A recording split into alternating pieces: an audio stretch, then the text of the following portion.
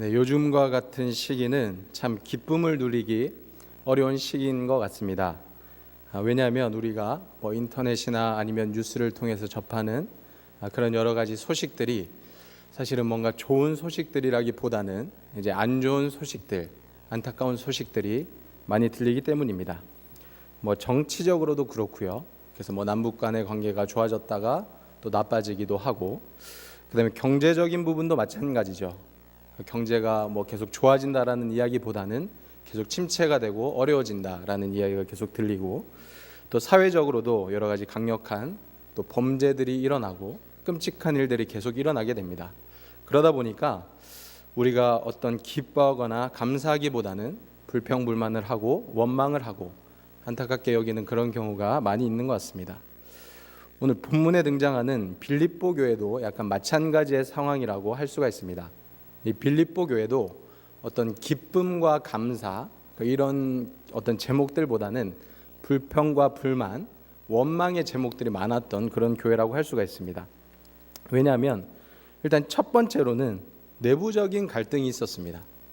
그러니까 이 빌립보 교회 안에 서로 이제 생각이 다른 사람들이 있어서 그들이 이제 갈등 관계가 있었고, 또 그들을 중심으로 교회가 이렇게 나눠진 거죠. 서로 분쟁하고 다투고 싸우고 하는 그런 내부적인 갈등이 있었고요. 두 번째로는 외부적인 박해도 있었습니다. 초대교회 때는 예수님을 믿으면 일단 무조건 박해를 받는다라는 것은 이제 기본적인 사실이기 때문에 예수님을 믿고 이 빌립보 교인들도 역시 여러 가지 많은 외부적인 박해를 받았습니다. 세 번째로 이 빌립보 교회를 개척하고 영적인 아비로 이 빌립보 교회를 계속해서 섬겼던 사도 바울, 이 사도 바울이 로마의 감옥에 투옥됐다는 소식을 들었습니다. 그러니까 빌립보 교회 교인들이 염려하고 걱정하고 근심하고 그런 일들이 계속 있었죠. 지금 이런 상황들만 보면 사실 이 빌립보 교회가 뭔가 이제 감사할 수 있는 조건이 하나도 없는 거예요, 그죠? 기뻐할 수 있는 조건도 없고, 오히려 지금 상황 자체는 굉장히 힘들고 어렵고 원망하고 불평하고 그럴 수밖에 없는 상황이었습니다. 그런데 사도 바울이 이런 빌립보 교회를 향해서 뭐라고 이야기를 하느냐? 너희들은 기쁨을 회복해야 된다. 너희는 기뻐해야 된다. 이렇게 사도 바울이 이야기를 하고 있습니다. 왜냐면요, 사실 우리가 그렇잖아요. 기쁜 일이 있을 때 기뻐하는 것은 누구나 할 수가 있습니다. 그죠? 예수님을 믿거나 예수님을 믿지 않거나, 예를 들어서 로또에 이제 당첨이 됐어요. 기쁘겠습니까? 안 기쁘겠습니까? 기쁘죠? 엄청 기쁩니다. 그죠? 집값이 올랐어요. 내가 가지고 있는 집값이 올랐습니다. 기쁘죠? 우리 자녀들이 또 좋은 직장에 들어가고 좋은 학교에 합격을 했어요. 그럼 기쁘죠? 그러니까 사실은 이런 기쁨은 누구에게나 다 있는 기쁨입니다. 그죠? 그러니까 예수님을 믿거나 예수님을 믿지 않거나 다 똑같이 누릴 수 있는 기쁨이라는 거죠. 그럼 그리스도인들은 도대체 뭐가 다른가? 그러니까 그리스도인들은 기뻐할 수 없는 상황에도 기뻐할 수 있는 사람들인 거예요.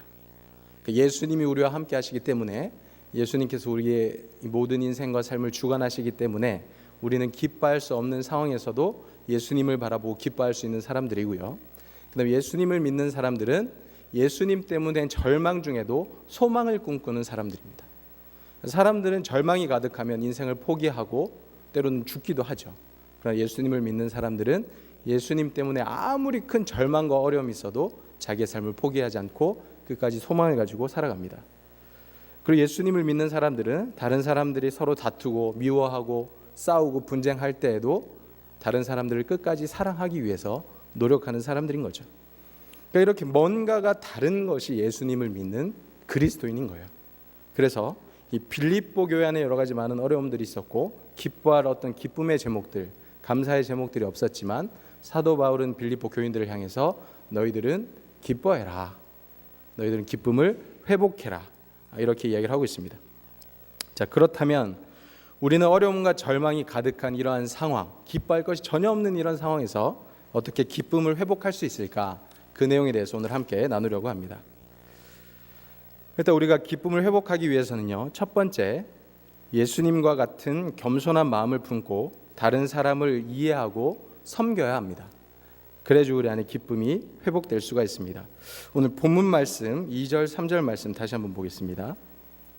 2절 3절의 말씀을 보시면, 내가 유오디아를 권하고 순두개를 권하노니 주 안에서 같은 마음을 품으라.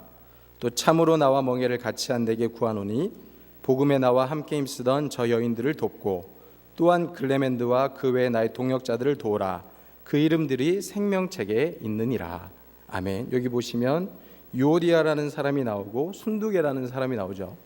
그러니까 이 두 사람이 이제 여자 이름인데 이 두 여자분을 중심으로 해서 교회가 이제 갈라진 거예요.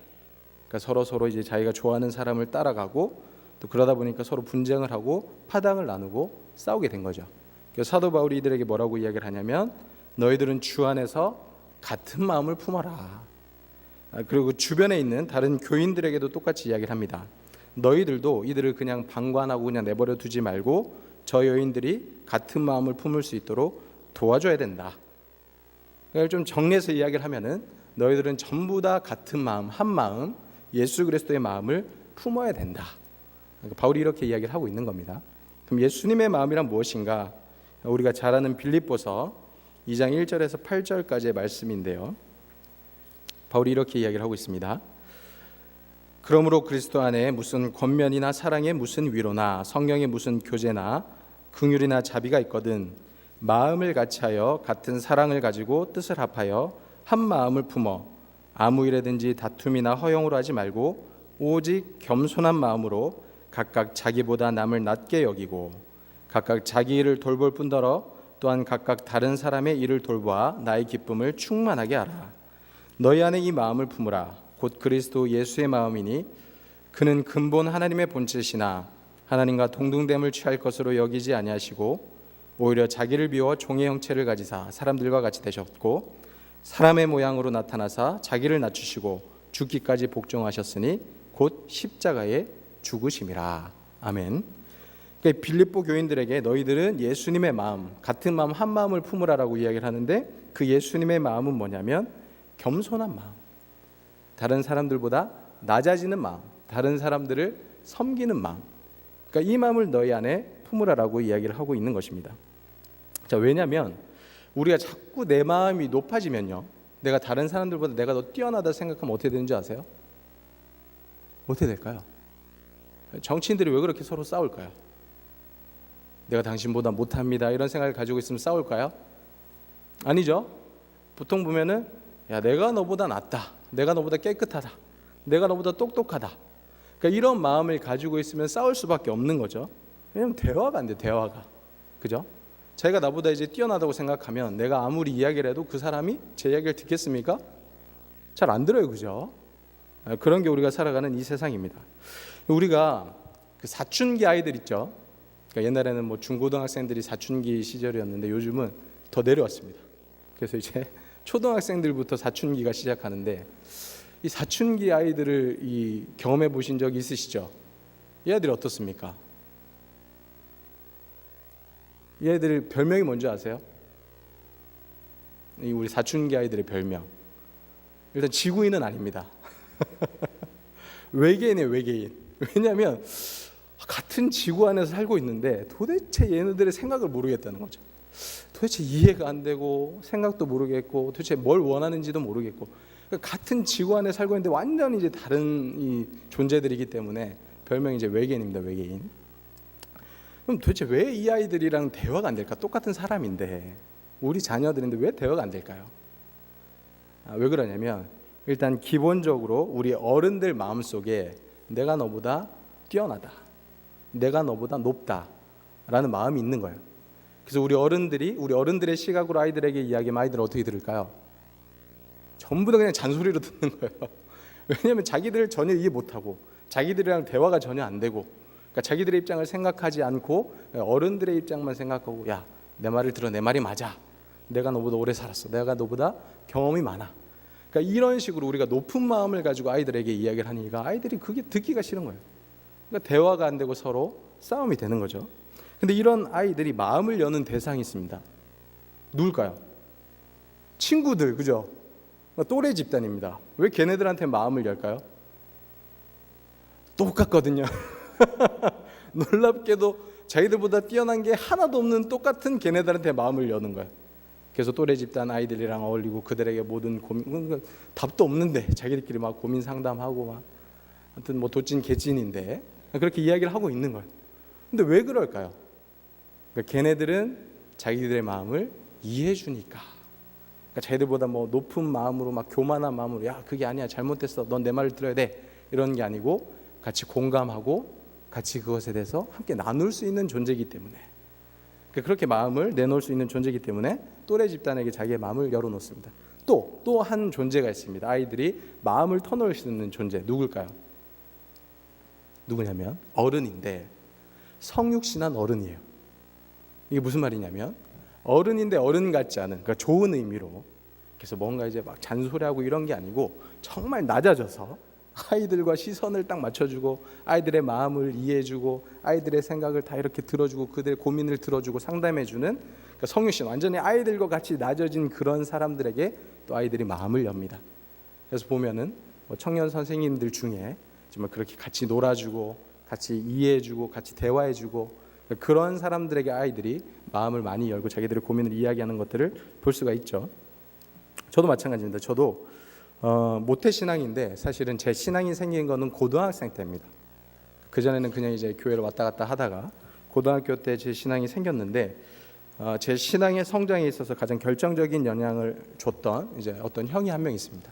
제 고등학교 때 만난 형인데 교회 형이었습니다.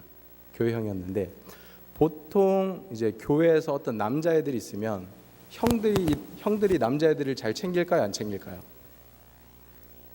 잘 안 챙깁니다. 그죠? 누구를 주로 챙길까요? 네, 어떻게 그렇게 잘하십니까? 다들 경험이 있으시군요. 보통 이제 형제들을 오빠들은 이제 여동생들을 챙기고 남자애들은 보통 이렇게 방치되는 그런 이제 수준입니다. 저도 이제 열심히 이제 고등학교 때부터 내 신앙이 생겨가지고 열심히 하려고 하는데 이미 이제 이쁨을 받고 있는 여학생들이 있는 거예요. 그런 상황에서 저는 이제 외롭게 이렇게 신앙생활을 하고 있었는데 이 형이 이제 저랑 7살 차이가 나는 형인데 군대에서 전역을 했어요. 근데 이분이 굉장히 훌륭한 분입니다. 남자 동생들을 잘 챙겨주는 거예요. 그래가지고 먹을 것도 막 사주고 같이 막 운동도 하고 막 대화도 많이 해주고 제가 제일 감동받은 게 뭔지 아십니까?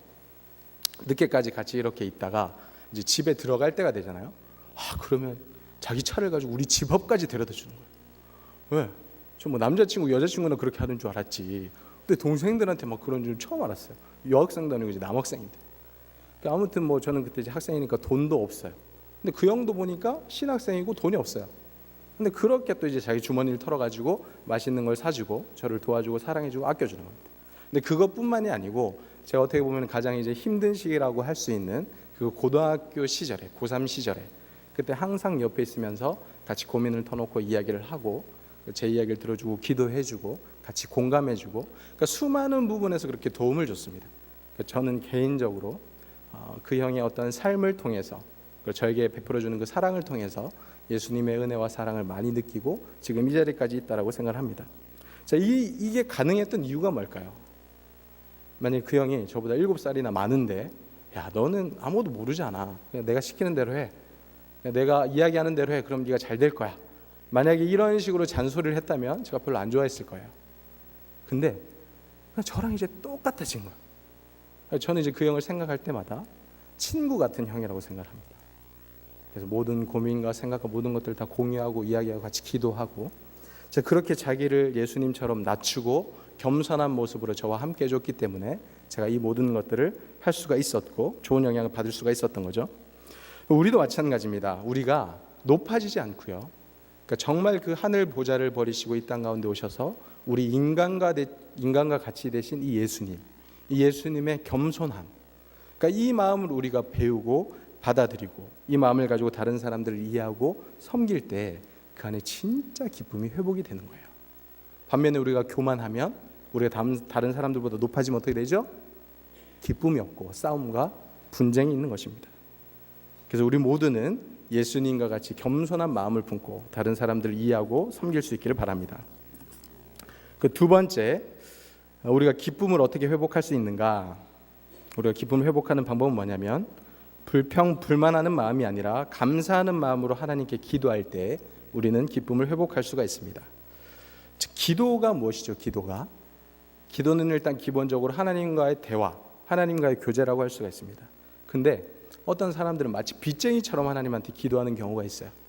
그러니까 딱 기도를 딱 시작하면 청구서를 막 얘기합니다. 그러니까 제가 원하는 게 다 들어주세요. 막 이러다가 나중에는 삐지거나 협박을 합니다. 하나님, 이 기도 안 들어주시면 교회 안 나옵니다. 더 이상 기도하지 않고 하나님 찾지도 않고 예배도 안 나올 거예요. 막 이렇게 하나님한테 막 협박하고, 물론 이제 이 자리에 있는 우리 성도님들은 안 그러신데 다른 곳에 이제 그런 분들이 가끔 있습니다. 자, 이거는 잘못된 기도죠. 이렇게 기도하는 건 아니에요. 우리가 어떤 사람과 대화를 하는데, 어떤 사람과 교제를 나누는데 딱 앉아가지고, 자, 당신은 들으시오. 내가 지금부터 이야기할 테니까 잘 들으세요 하면서, 내가 이게 필요하고 이게 필요하고 이래 필요하니까 이걸 다 주세요. 이게 무슨 대화입니까? 그죠? 이게 무슨 교제입니까? 그러니까 이건 잘못된 거고요. 우리가 기도할 때 어떻게 해야 되느냐? 본문 6절 7절 말씀입니다. 본문 6절 7절 말씀 같이 한번 읽어보겠습니다. 시작. 아무것도 염려하지 말고 다만 모든 일에 기도와 간구로 너희 구할 것을 감사함으로 하나님께 아뢰라.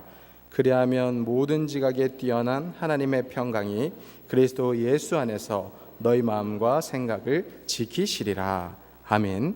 우리가 하나님 앞에 기도할 때 어떻게 해야 되냐면, 모든 일을 다 하나님께 기도할 수가 있습니다. 그리고 우리가 원하는 것들 우리가 간구할 수가 있습니다.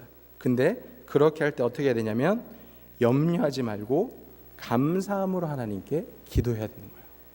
염려하지 말고 감사함을 가지고. 자, 그러면 염려하지 않고 감사함을 가지고 내가 원하는 것들을 다 이야기하면 하나님께서 어떻게 해주신다고요? 다 들어주신다고 나와 있습니까? 아니죠. 말씀해 보시면, 그리하면 모든 지각에 뛰어난 하나님의 평강이 그리스도 예수 안에서 너희 마음과 생각을 지키실 것이다. 그러니까 너희가 다 기도하면 내가 다 들어줄게, 이렇게 말씀하신 게 아니고, 너희가 모든 것을 염려하지 않고 감사함으로 나한테 아뢰면 내가 너희의 기도를 듣고 나의 하나님의 평강이 너희의 마음과 생각을 지키실 것이다. 이렇게 이야기를 하는 거예요. 우리가 기도를 하면요, 하나님께서 그 기도를 기도대로 들어주실 때가 있죠. 그럴 때가 있습니다. 또 반대로 우리가 열심히 기도를 했는데 그 기도가 내 뜻대로 응답되지 않을 때도 있습니다. 그죠? 근데 우리가 내 뜻대로 응답이 되면 감사하고 내 뜻대로 응답이 되지 않으면 감사하지 않습니까? 자, 그러면 아직까지 신앙이 우리가 잘하지 않은 거예요. 그러니까 우리가 진짜 신앙이 성숙한 사람은 어떻게 되냐면, 하나님께서 내 뜻대로 기도에 응답을 해주시든 아니면 내가 원하지 않는 방향으로 응답을 하시든 상관없이 하나님한테 감사하는 거예요. 그러려면 전제 조건이 있습니다. 그게 뭐냐면, 하나님에 대한 절대적인 믿음이 있어야 되는 거예요. 그 믿음이 뭐냐면, 하나님이 모든 지각에 뛰어나시다.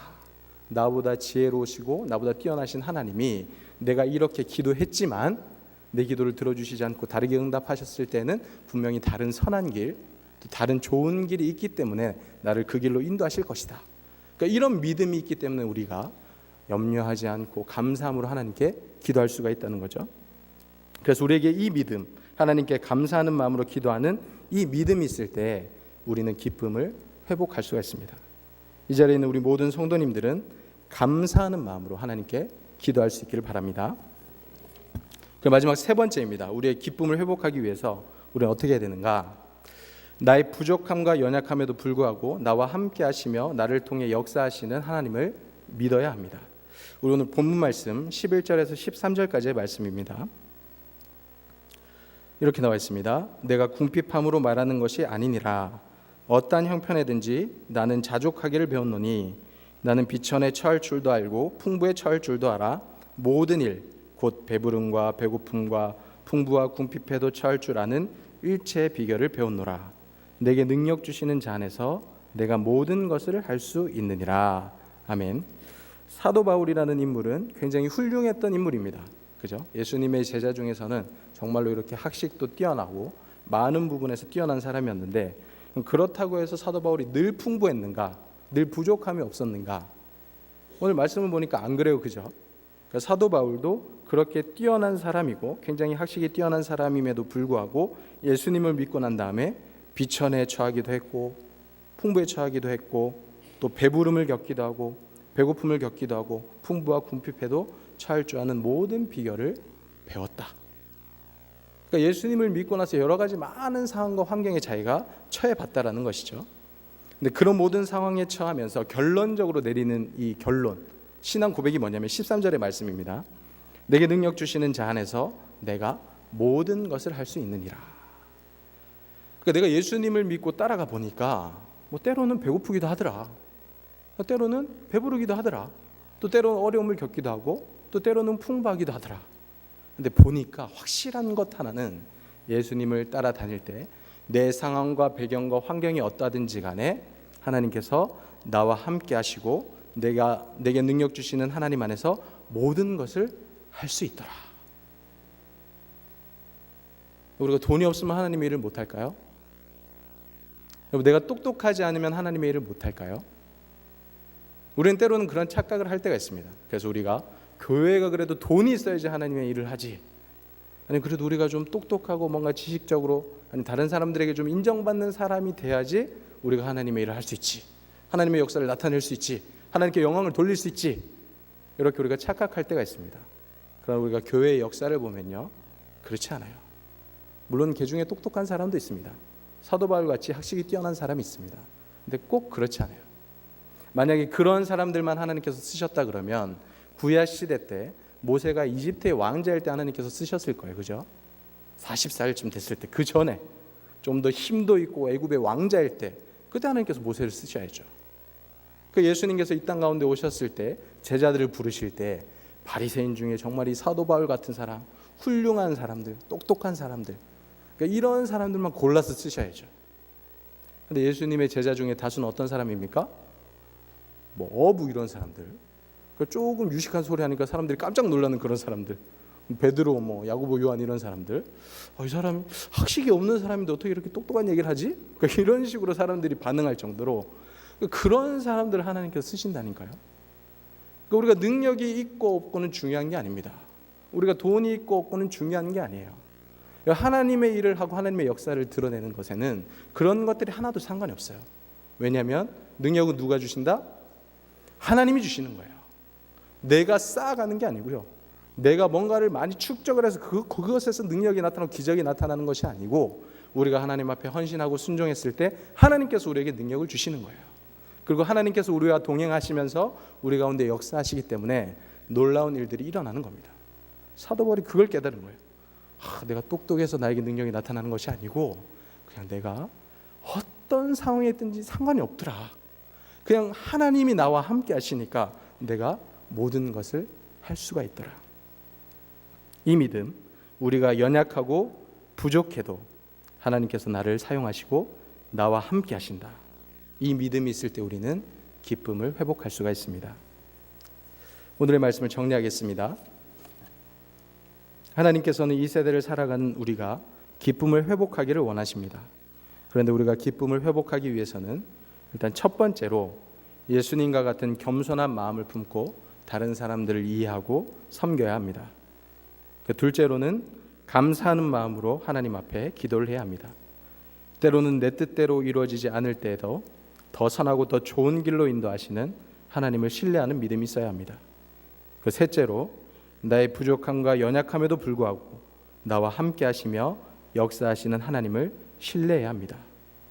그럴 때 기쁨을 잃어가는 이 세상 가운데 기쁨을 회복할 수 있는 거룩한 주님의 백성들이 될 수가 있습니다. 그렇게 하나님을 의지함으로, 하나님과 동행함으로 이 세상 가운데 기쁨의 사도들이 될 수 있는 모든 주님의 백성들 될 수 있기를 소망합니다.